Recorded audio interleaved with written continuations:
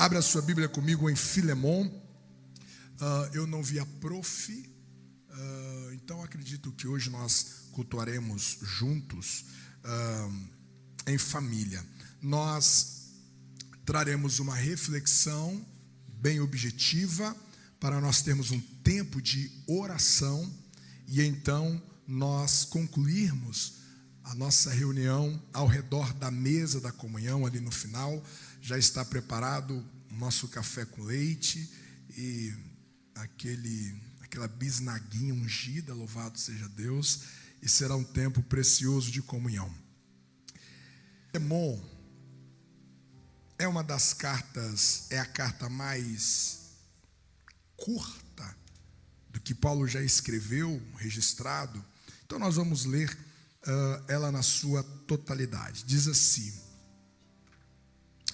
Paulo, prisioneiro de Jesus Cristo, e o irmão Timóteo, ao amado Filemon, nosso cooperador, e a nossa amada Áfia e Arquipo, nosso camarada, e a igreja que está em tua casa.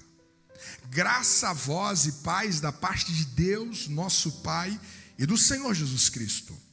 Graças dou ao meu Deus, lembrando-me sempre de ti nas minhas orações, ouvindo do teu amor, da fé que tens para com o Senhor Deus e para com todos os santos, para que a comunicação da tua fé seja eficaz no conhecimento de todo o bem em que em vós há por Cristo Jesus. Porque temos grande alegria e consolação do teu amor, porque por ti, ó irmão, as entranhas dos santos foram recreadas, o coração dos santos foram recreados. Por isso, ainda que tenha em Cristo grande confiança para te mandar o que te convém, todavia peço-te antes por amor, sendo eu tal como sou Paulo, o velho, e também agora prisioneiro de Jesus Cristo. Versículo 10: peço-te por meu filho Onésimo, que gerei nas minhas prisões, o qual noutro tempo te foi inútil, mas agora a ti e a mim muito útil. Eu te tornei a enviar, e tu torna a recebê-lo como as minhas entranhas. Eu bem o quisera conservar comigo, para que por ti me servisse nas prisões do Evangelho, mas nada quis fazer sem o teu parecer, para que o teu benefício não fosse como por força, mas voluntário. Porque bem pode ser que ele se tenha separado de ti por algum tempo, para que o retivesses para sempre. Não já como escravo ou como servo, antes mais do que servo, como irmão amado, particularmente de mim, e quanto mais de ti, assim na carne no Senhor. Assim, pois, se me tens por companheiro, recebe-o como a mim mesmo. Se te fez algum dano, ou te deve alguma coisa, põe isso à minha conta. Eu, Paulo, de minha própria mão o escrevi. Eu pagarei, para te não dizer que ainda mesmo a ti próprio a mim te deves. Escrevi-te confiado na tua obediência, sabendo que ainda farás mais do que digo. E juntamente prepara-me também pousada, porque espero que pelas vossas orações vos hei de ser concedido. Saúdo Epáfras, meu companheiro de prisão por Jesus Cristo, Marcos, Aristarco, Demas e Lucas, meus cooperadores. A graça de nosso Senhor Jesus Cristo seja o vosso espírito. Amém. Torna, Jesus, cativos os nossos corações, o nosso entendimento a essa palavra, em nome de Jesus. Enquanto eu meditava hoje pela manhã, no meu devocional, no meu espírito, percorreu um pensamento sobre a facilidade que nós temos em sabotar a nós mesmos, em nome de uma cultura. A cultura é a soma de valores, crenças, hábitos, costumes, e a soma de tudo isso, de comportamentos que compõem um grupo. Se nós estamos falando de uma macrocultura, nós estamos falando que compõe uma nação. Se nós estamos falando de maneira mais regionalizada, nós estamos falando que compõe um estado, que compõe um vilarejo, que compõe uma família, que compõe pessoas. A cultura, ela é multivariada, ela é multiforme. A cultura vai nos distinguir uns dos outros, mesmo morando na mesma cidade, mas as famílias carregam culturas, hábitos, costumes que acontece dentro dessa família, que acontece dentro dessa história familiar. E muitas vezes nós olhamos para a cultura que fala do jeito em que nós falamos, o jeito em que nós tratamos as pessoas, a maneira com que nós respondemos, a maneira como nós vivemos. E a gente fala, não, isso aqui é minha cultura, essa é o meu costume, isso aqui é o meu hábito. E por detrás dessa cultura encaixa toda sorte de maneira de pensar, maneira de corresponder. E veio à minha mente algo que o pregador de domingo do nosso evento trouxe de maneira muito própria.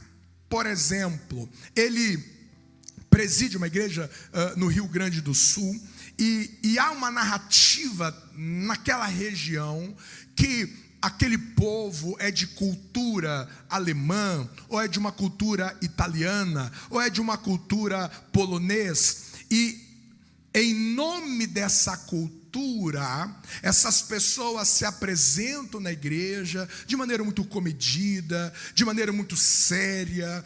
Durante a adoração, são pessoas que ficam mais silenciosas, e eles vão dizendo, isso aqui é a nossa cultura.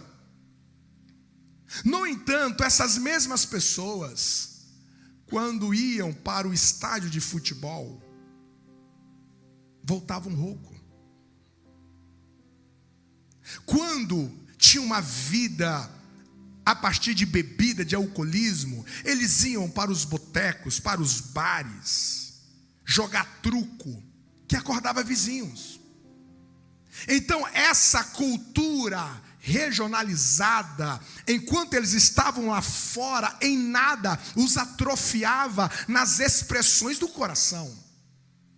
Mas ao vir para a igreja, em nome de uma cultura, essas pessoas vão sabotando a si mesmo, trazendo justificativas do não relacionar, do não tocar, de não olhar aos olhos, de não se importar com um diálogo, de um calor humano. É verdade que existe peculiaridade, características de cada cultura? É verdade. Do ponto de vista da sociologia, claro que cada cultura carrega trejeitos, carrega costume que tem implicações diretas na maneira de falar, na maneira de reagir, nas expressões emocionais. Tudo isso é verdade. No entanto, quando nós estamos falando de igreja, quando nós estamos falando de seguir a Jesus, quando nós estamos falando de regeneração, que é o ato pela qual Deus implanta em nós a vida de Cristo, a natureza de Cristo, tornando a nossa alma dominante, santa. Quando nós passamos pela experiência do novo nascimento, Paulo vai dizer que uma nova criação se instala em nós. É uma nova vida. A salvação não é uma reforma. A salvação não é aqueles móveis que troca-se de lugar para variar o ambiente. A salvação é uma vida que não estava ali. É algo que não estava naquele lugar. E essa vida, que é a vida do próprio Deus, ela vem sobre nós. Ela é inserida dentro de nós. E a partir da vida de Cristo em nós, um novo quem passa a ser gerado. Uma nova identidade, ela é construída. De maneira que Paulo vai dizer que de agora em diante nós não conhecemos a ninguém segundo a carne.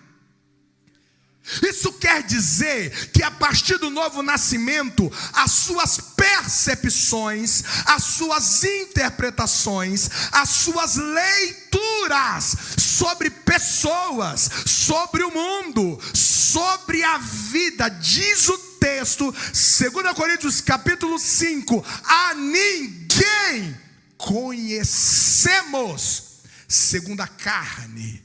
Eu não mais vou olhar a vida a partir de uma cultura a qual eu nasci. Jamais eu vou olhar a vida a partir de hábitos e costumes que veio contaminado de uma cultura caída. De agora em diante, diz Paulo, a vida que você vai viver é a vida daquele que morreu e ressuscitou. Então diga assim comigo: o novo nascimento me coloca numa nova cultura.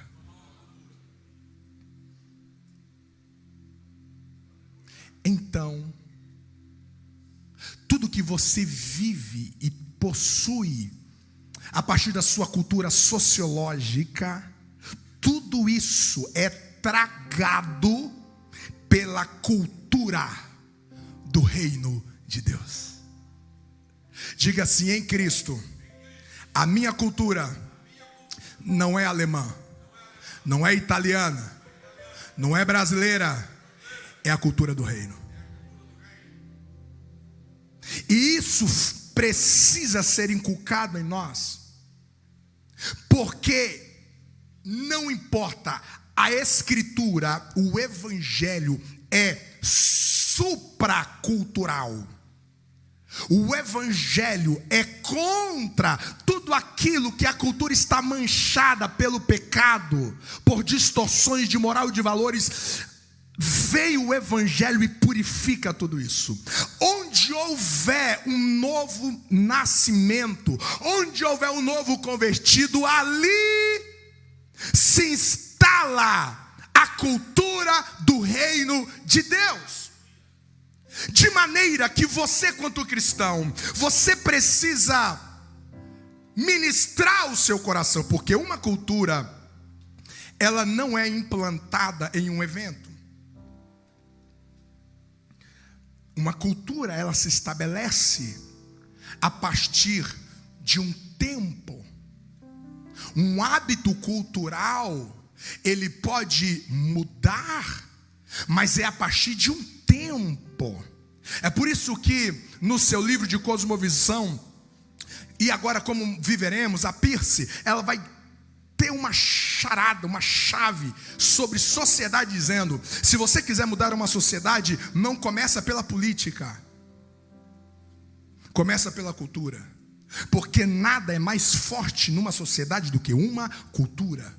Então a cultura, ela se estabelece a partir de longo prazo, aonde que você fica exposto àquele hábito, àquele costume, àquela linguagem, você fica exposto àquele comportamento, àquelas crenças, e isso vai fixando em você. A cultura do reino de Deus é da mesma maneira. É por isso que nós nos reunimos aqui todas as terças-feiras, nós nos reunimos nas escolas dominical, nós nos reunimos nos cultos, nós temos as escrituras, nós temos os nossos devocionais, porque à medida em que você entra em contato com isso aqui, isso vai consolidando a cultura pela qual você é chamado a viver. Então a vida cristã não é a partir de um evento. Às vezes nós estamos transformando virtudes, atos de bondades em eventos. Por exemplo, a generosidade. A generosidade não é um evento da minha vida. Não é algo pontual, que eu preciso ser instigado, que eu preciso ser provocado, senão eu não me entrego, senão eu não dou. Não, evangelismo não deve ser um evento onde que precisa ter uma mobilização radical, porque senão não acontece. A espontaneidade de servir não pode ser um evento dizer, eu já servi hoje, então agora só o mês que vem, ou só semana que vem. Não, os atos de bondades que acontecem na vida cristã não deve ser a partir de um evento, de um acontecimento que tem prazo de validade, começo e fim. Não! Todos os atos de bondade que acontecem na vida cristã devem ser a partir de uma cultura. Então, se isso se tornar uma cultura, então isso fixa, então isso é estabelecido, e a maneira em que você se move, a generosidade não vai ser pontual, ela vai fazer parte da sua vida. Assim como a cultura mexe na nossa linguagem, no nosso jeito de ser. Eu lembro que quando nós mudamos para Blumenau em 2013, eu sou mineiro de nascimento, e a maneira pelo que eu falo, carne. E alguém diz, não é carne, é carne. Eu falei, não, é carne. A linguagem cultural traduz da cultura que eu vim, da minha região. E eu não preciso ensaiar no espelho a falar isso. A cultura, ela molda. A cultura, ela cimenta, ela forma, ela forja aspectos amplos da nossa vida. E o reino de Deus é essa nossa cultura. Então, quando você ouvir alguns comandos do reino de Deus, você não pode dizer, isso não é para mim, porque a minha cultura, não, a sua cultura é a cultura do reino de Deus. A maneira como você vai pensar, a maneira como você vai viver entre pessoas, a maneira como você vai pensar relacionamento é a partir do reino de Deus. Tudo aquilo que eu aprendi numa conjuntura familiar, tudo aquilo que eu trago como bagagem de DNA, tudo aquilo que eu carrego como comportamento vindo de DNA dos meus pais, dos meus ascendentes, tudo aquilo que eu carrego como comportamento de imitação cultural, tudo isso é subjugado, tudo isso é sujeitado à cultura do reino de Deus. Se você não conceber esse entendimento, você será capaz de sabotar o seu coração em nome de algumas culturas. E é sobre isso que nós vamos conversar durante alguns encontros. Porque na oração instrutiva de Jesus, é isso que ele nos chama a orar.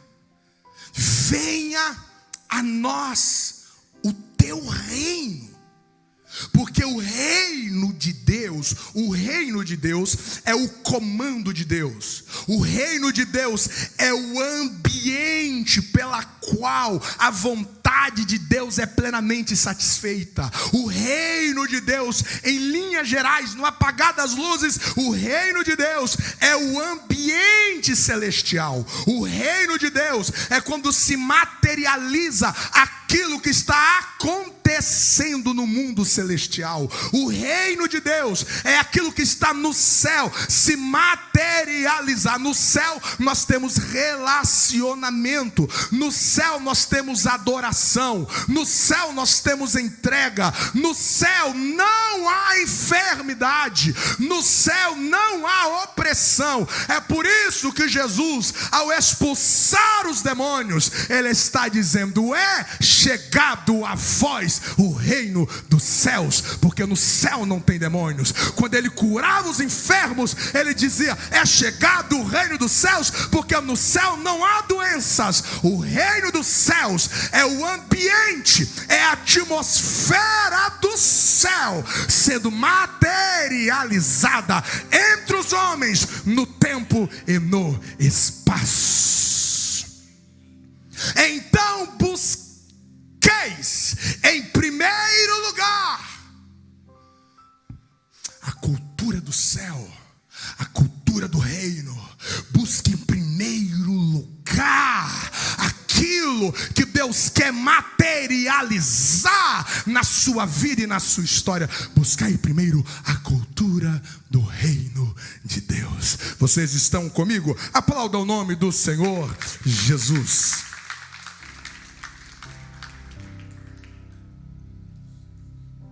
Como ponto de partida para nós voltarmos a essa jornada, encontros futuros.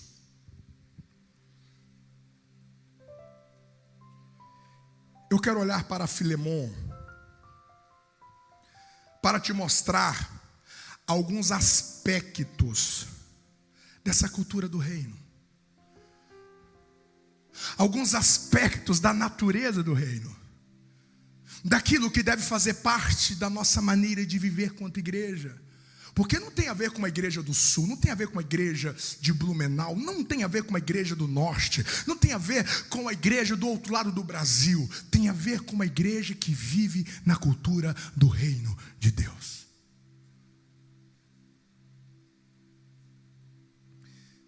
Filemon,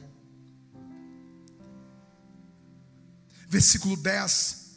Rapidamente eu pontuarei, nós vamos voltar nessa carta de maneira mais profunda. Mas olha o que o versículo 10 nos diz. Peço-te por meu filho Onésimo. Então você tem a palavra Onésimo. Quem é Onésimo? Onésimo era um escravo. Um escravo que trabalhava para Filemon.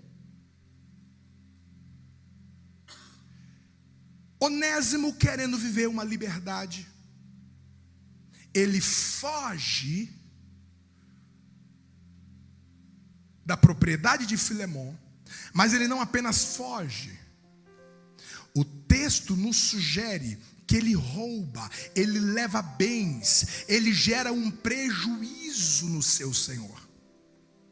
Então, Onésimo, ele quer: eu não aguento mais ser escravo, eu quero viver a minha liberdade. Então ele foge, ele promove uma fuga, e nessa fuga ele vai levar consigo algo que não lhe pertence.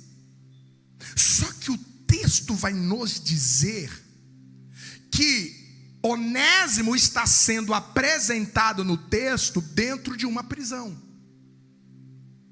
Então ele foge da casa de Filemon, que era servo, era escravo, querendo uma liberdade. E quando ele tenta promover a sua própria liberdade, ele acaba em uma outra prisão. É assim que nós fazemos. Quando nós queremos acertar as coisas do nosso jeito, do nosso modo. Quando nós queremos resolver as coisas do nosso jeito, a partir da cultura do meu reino, o reino do meu ego, o reino das minhas percepções, dos meus achismos, das minhas conclusões. Eu sou capaz de querer arrumar a minha família. Não, eu vou sair dessa família, porque essa família é a minha pedra de tropeço.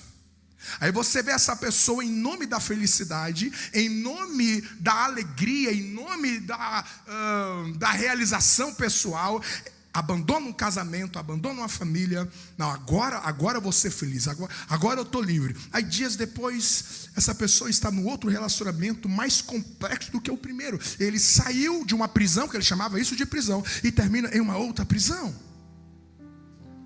As pessoas estão trocando de prisões.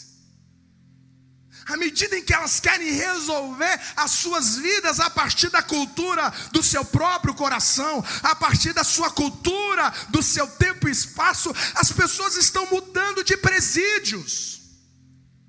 Elas continuam escravas, elas continuam prisioneiras. Existe um best-seller aí muito famoso chamado Escravos Modernos, que trata sobre isso. Saiu, mas acabou numa prisão. Aí o texto vai nos dizer, e talvez a gente pare aqui. Paulo está dizendo assim: Filemon, você lembra de Onésimo? Ele vai chamar Onésimo de filho. O meu filho. O meu filho. Mas por que Paulo está chamando Onésimo de filho? O texto explica: porque Onésimo foi gerado.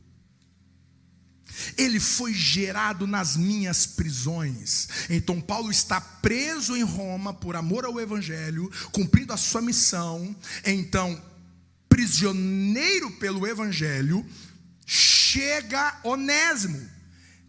Por que ele foi preso? A Bíblia não nos aponta, mas ele cometeu algum delito e ele termina na mesma cela com Paulo. E o que Paulo está dizendo é que neste lugar chamado prisão, prisão não é lugar de gerar filhos. Gera-se filhos em hospital, é em casa, é em um lugar aconchegante, é um lugar preparado para isso. Mas o que o texto está dizendo é que Paulo está em uma prisão, e você deve lembrar que prisão aqui não é aquele lugar bonitinho que tem em algumas prisões da Europa. Não, nós estamos falando de uma condição subhumana. Nós estamos falando de prisioneiros que morriam nelas pela falta de saneamento básico. Nós estamos falando do primeiro século. Nós estamos falando de um lugar hostil. Nós estamos falando de um lugar inóspito. Nós estamos falando de um lugar sem nenhum fragmento de conforto. Nós não estamos falando de uma prisão com TV, com ar-condicionado, com livros, para você assistir o mundo. Não! Nós estamos falando de uma condição desumana. Grande parte, segundo os historiadores, das enfermidades que Paulo tinha, foi adquirido nas prisões. Não tinha saneamento. Aquela prisão de Filipos, alguns estudiosos chegam a dizer que aquela prisão era onde que passava todo o esgoto da prisão. Os dejetos dos demais presos passavam por ali, a olho nu. É naquele lugar que Paulo e Silas vai adorar e orar. E aqui ele está, nenhuma prisão semelhante. E o texto vai dizer que nesse lugar sem conforto, nesse lugar desumano, nesse lugar debaixo de uma injustiça, porque ele não está preso como Onésimo. Onésimo foi preso porque cometeu um crime, cometeu um dano. Paulo não. Paulo está preso não é porque cometeu crime, não foi porque ele matou alguém, não foi porque ele defraudou alguém. Paulo está preso simplesmente por amar a Jesus e por ser um embaixador de Cristo. E quando Paulo está nesse ambiente, debaixo de muita injustiça, esperando a morte, o texto diz que nesse ambiente, ele não fica estéril. Nesse ambiente, ele não fica infrutífero.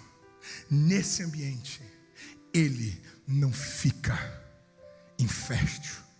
Nesse ambiente inóspito, desumano, diz a Bíblia, ele vai gerar vida eterna em alguém.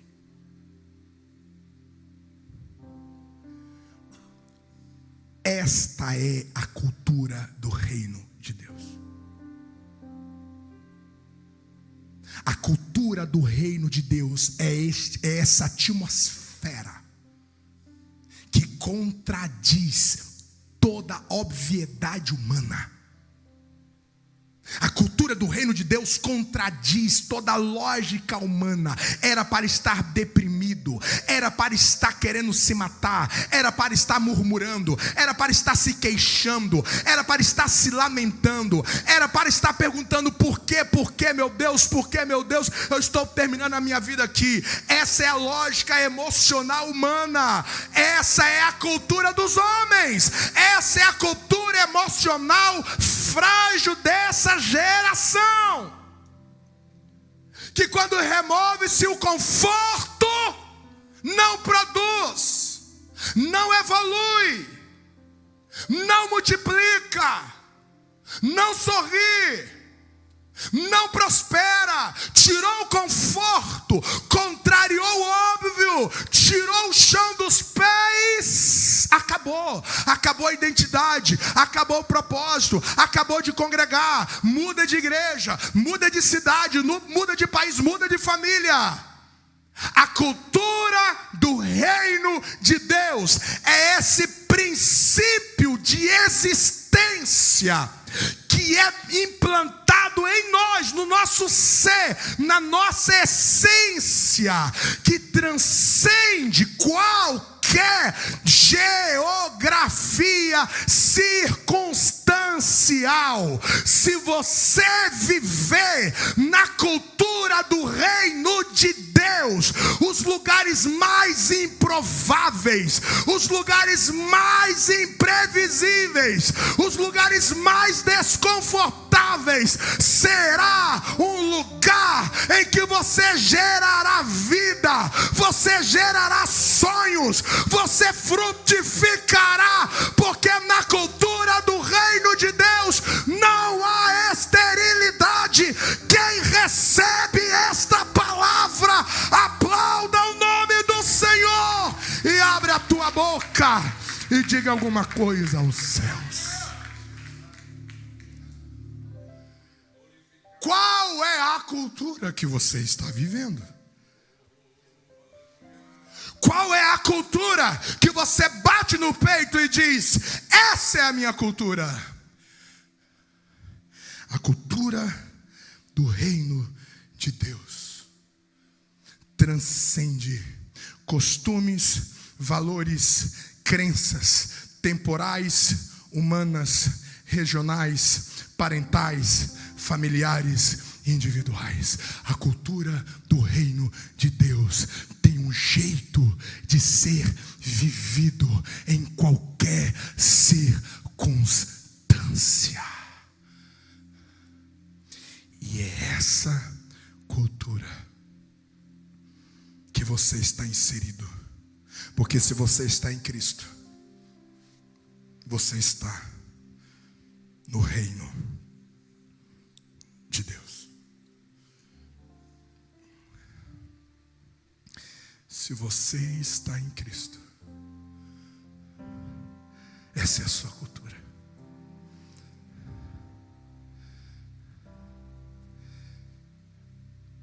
É debaixo de uma pressão prisional que eu vou gerar vida, eu vou gerar a eternidade. Mas o texto vai dizer que neste lugar Paulo recebe um Onésimo, diz o texto, inútil.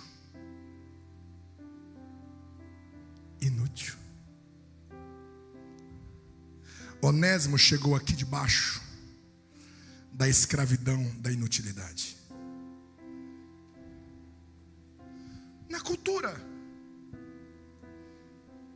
regional de algum lugar, na cultura familiar, na cultura, na tradição parental, é inútil, não presta mais, descarta. Não perca tempo com onésimos inúteis. Cancela, bloqueia, não cumprimenta, passa longe. Em qualquer outra cultura humana vivida, nós sempre vamos ir para o caminho mais fácil. Aliás, foi essa a proposta de Satanás a Jesus. Se você dobrar aqui, está tudo na tua mão, é fácil demais. Mas na cultura do reino, o Espírito Santo foi lhe dado, foi para transformar inúteis em úteis. Então nós não podemos desistir nenhum do outro. Nós não devemos desistir uns dos outros. Porque na cultura do reino, há graça para você receber onésimos fugitivos, problemáticos, complexos. Mas na cultura do reino, ninguém é descartável. Esse onésimo inútil pode ser transformado em útil para quebrar aquela escravidão interior. Nessa cultura do reino de Deus, você não se relaciona apenas com os bons. Você não cumprimenta apenas os bons. As suas virtudes, as suas entregas, o seu sacrifício, as suas orações, os seus jejuns, o seu servir é para lavar pés de homens que negam, de homens que duvidam, de homens que abandonam, de homens que fogem. Mas é lavando os pés que você vai devolvendo a originalidade das pessoas. Dos 12, apenas um vai se perder. Sempre tem alguém que vai ser irredutível. Mas de 12 nós estamos falando de um. É a exceção. A regra neste reino,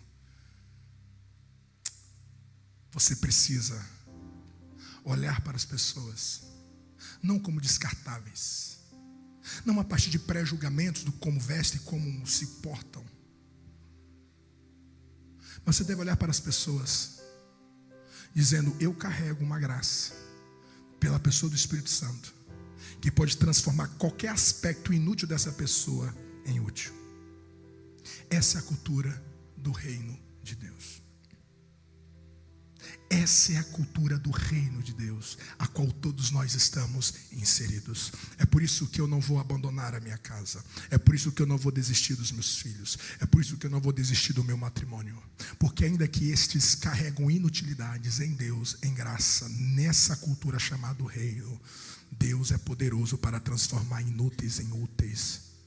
Aqui está o poder do Evangelho, aqui está o poder do sangue de Jesus, aqui está o poder da graça de Cristo Jesus. Todos nós, ao encontrarmos Jesus, ao sermos encontrados por Jesus, nós éramos radicalmente inúteis, condenados pelos nossos delitos e pecados. Éramos filhos da ira de Deus, éramos filhos da desobediência, e o texto diz: era por natureza, a nossa essência radicalmente era de desobedecer à santidade de Deus. Quando Cristo nos encontrou, Ele nos encontrou inúteis, mas Ele não desistiu de nós.